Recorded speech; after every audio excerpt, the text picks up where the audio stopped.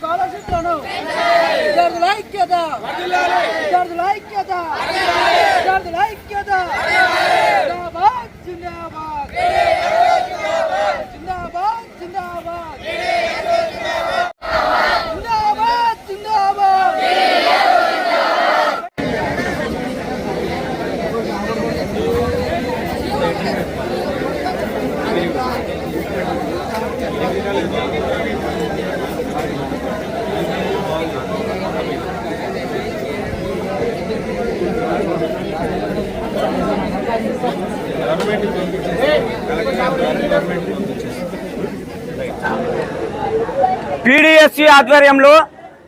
విద్యారంగానికి 30% నిధులు కేటాయించాలని, పెండింగ్ లో ఉన్నటువంటి స్కాలర్షిప్స్ రియంబర్స్మెంట్ విడుదల చేసి పెరుగుతున్న ధరలకు అనుగుణంగా స్కాలర్షిప్స్ రియంబర్స్మెంట్ పెంచాలని, అట్లాగే